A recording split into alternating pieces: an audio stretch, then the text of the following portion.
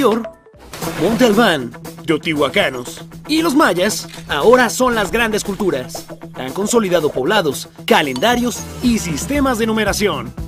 Llegamos al periodo final y a las grandes culturas que atestiguaron la conquista. El posclásico. Recordemos que Teotihuacán, Monte Albán y Tikal eran los centros de poder más importantes, pero su poderío fue contrarrestado por las ciudades de Cacaxtla, Xochicalco, El Tajín, Sachila y Uxmal. La lucha de poderes resultó en un fortalecimiento militar. Entre murallas y fortalezas, el incremento de las guerras y el aumento al culto de dioses guerreros. También surgieron nuevas rutas comerciales y sucedió un reacomodo político y social. Los nuevos pueblos, fundados en territorios estratégicos, buscaban el control de las rutas comerciales, así como el dominio político y militar para someter a los demás. Ser miembro del ejército era una posición de prestigio. La religión había elevado la guerra a un nivel sagrado y el arte la exaltaba aún más con escenas de batallas o de dioses devorando corazones. Así aumentó la práctica de los sacrificios humanos y del Zompantli. Monte Albán fue prácticamente abandonada. La población de Teotihuacán se redujo de 150,000 a solo 30,000 habitantes. Al igual que las ciudades mayas, marcadas por rivalidades, los conflictos y la violencia. De esta manera se impusieron las ideas que proclamaban a la guerra como el medio de conquista y el medio de poder. El inicio del posclásico. La búsqueda de nuevos territorios llevó a muchas personas a poblar la zona central de Mesoamérica, donde hubo nuevos asentamientos y pequeños pueblos, mientras Cantona, Cacaxtla y Xochicalco, Tula y Chichén Itzá gozaban de su apogeo. También arribaron habitantes provenientes del norte, a quienes les llamaban los chichimecas. Se asentaron en varios pueblos, aunque el más relevante fue Tula, que se convirtió en la ciudad más importante del centro mesoamericano. Al mismo tiempo ocurrió el despunte de Chichén Itzá en la zona maya. Ambas eran ciudades hermanas que mantenían estrechos lazos comerciales. La ciudad de Tula, o lugar de los tules, se ostentaba como el sitio central del dios Quetzalcóatl. Ahí los gobernantes se consideraban sus descendientes, por eso se les rendía culto. Mientras que los soldados Águila y Jaguar alimentaban al sol mediante la guerra. De esta manera, el poderío de Tula tenía justificaciones divinas y se conectaba culturalmente con otras ciudades gracias a un intenso intercambio comercial. Los pueblos mesoamericanos compartieron símbolos como el águila, el jaguar y las montañas o el movimiento, además del calendario ritual de 260 días.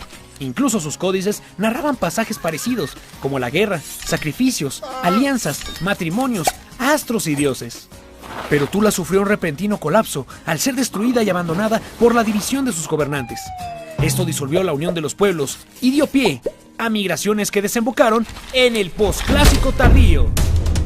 Los chichimecas mexicas y de Xolotl, así como los totolipanecas, acolhuas, tepanecas y otomís, migraron y fundaron nuevos pueblos de la zona central de Mesoamérica: México Tenochtitlán, Tenayuca y Texcoco, Amecameca, Coatlinchán, Azcapotzalco y Xaltocan. Crearon alianzas, fortalecieron sus ejércitos y lucharon entre sí en su pleito por el territorio. Tras varias generaciones, los pueblos centrales crearon ciudades y se alternaron el poder. Así fue hasta el dominio de los mexicas y la Triple Alianza. Los mexicas fueron un pueblo de origen chichimeca que migró del norte. Inicialmente se asentaron en Chapultepec, hasta ser expulsados por los tepanecas. Por tanto, se vieron obligados a adentrarse en una zona inhóspita, repleta de serpientes y fango en mitad del lago de Texcoco. Su origen mítico remitía a un lugar sagrado llamado Aztlán, el lugar de las garzas. Cuenta la leyenda que partieron de aquel lugar guiados por el dios de la guerra Huitzilopochtli, donde encontrarían una señal que les mostraría su nuevo hogar. Al ver pasmados un águila devorando una serpiente, fundaron México Tenochtitlán. Originalmente, fueron tributarios de Azcapotzalco y participaron con ellos en numerosas batallas contra diversos pueblos. Sin embargo, esta situación concluyó al cabo de la alianza con Nezahualcóyotl, el señor de Texcoco, con la cual derrotaron a Azcapotzalco. México Tenochtitlán tomó el liderazgo y se unió a Texcoco y Tlacopan, dando origen a la Triple Alianza. Así inició el dominio mexica, que creció y se impuso prácticamente en toda Mesoamérica. El área maya fue la única que se sostuvo independiente, aún manteniendo un intenso nexo comercial con todo el centro mesoamericano. Los mexicas fundaron una imponente ciudad bajo el liderazgo de sus tlatoanis, los gobernantes divinos. Ellos se encargaron de expandir su poderío y así forjaron el gran imperio mexica. Tenochtitlán contaba con templos monumentales, construidos por etapas, adornados con esculturas de sus deidades. Tenía una enorme red de plazas y avenidas, acueductos y zonas de cultivo. rendían culto a muchos dioses, que representaban un orden cósmico basado en fuerzas opuestas que luchaban entre sí, mientras se complementaban para crear los ciclos del mundo, como la vida y la muerte, el frío y el calor, y lo femenino y lo masculino.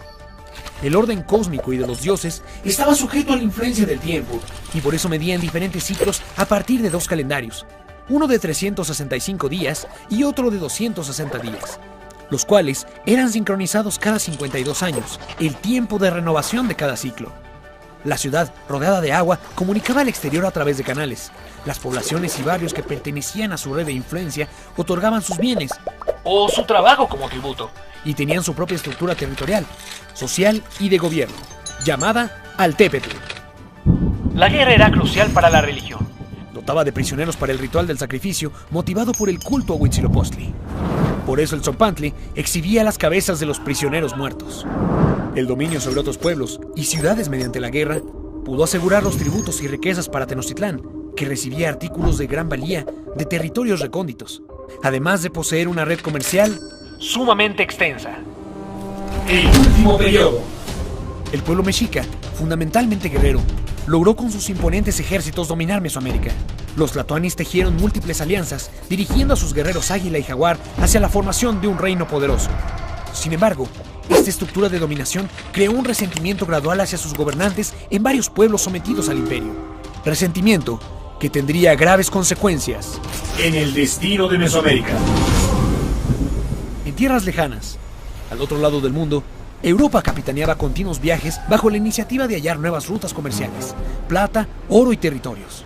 Portugal y España encontraron en América la abundancia de recursos que buscaban, un incalculable abastecimiento de oro y una crucial oportunidad para conquistar el territorio. ¿Pero qué sucedió tras las expediciones de España? ¿Qué le ocurrió a los tlatoanis mexicas? ¿Qué propició la caída de Tenochtitlán? Acompáñanos a averiguarlo en el próximo capítulo de La Trama del Tiempo, Historia de México. Esta historia continuará.